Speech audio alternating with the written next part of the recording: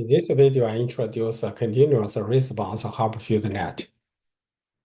The binary response model uses two-state threshold neurons, and the state on or off is stochastic.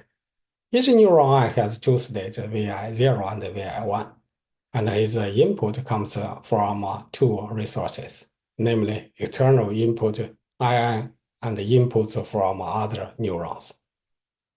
The total input to neuron I is defined as here, where TIG is a connection strength from neuron I to neuron J. Content-addressable memory in this system involves the change of state of the system with time. The binary response model describes the state in terms of stochastic evolution here, where UI is a fixed threshold. The interrogation of each neuron is a stochastic process taking place at a mean rate W for each neuron. Binary response model behaves as a CM when the state space flow generated by the algorithm is characterized by a set of stable fixed points. If the stable points describe a simple flow in which nearby points in state space tend to remain close during the flow, then initial states that are close to a particular stable state will tend to terminate in that nearby stable state. The memory is reached out not by knowing address, but rather by supplying in the initial state some subpart of the memory. A given T matrix contains many memories simultaneously, which are reconstructed individually from partial information in an initial state. The energy function E of the system is defined here, which includes three parts. The change delta E caused by delta Vi is computed by this equation.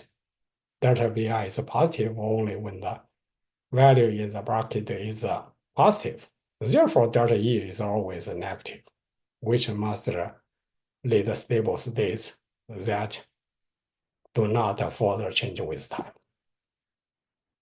The output Vi for neuron I has a range from Vi0 to Vi1, and is a continuous and monotone increase function of the instantaneous input UI to neuron I.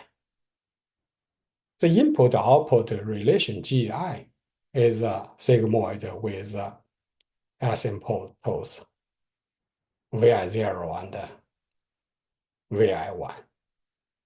The inverse output-input relation is written as inverse GI.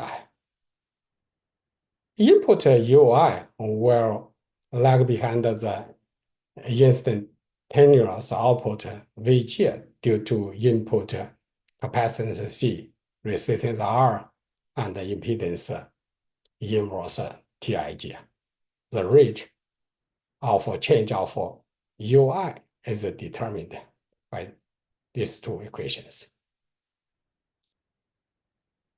The energy for continuous response model is written as here.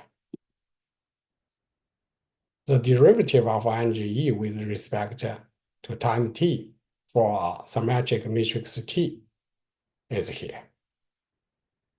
Using this relationship in the equation, we have a derivative of E with respect to time t is here.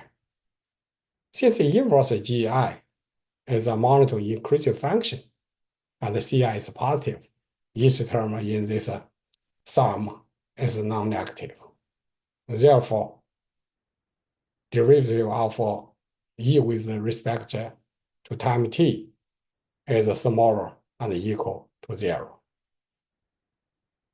Then when derivative of E with t is 0, we have a derivative of vi with respect to time t is 0 for all neurons I, which shows that the time evolution of the system is a motion in state space that seeks out minima in E and comes to a stop at such points.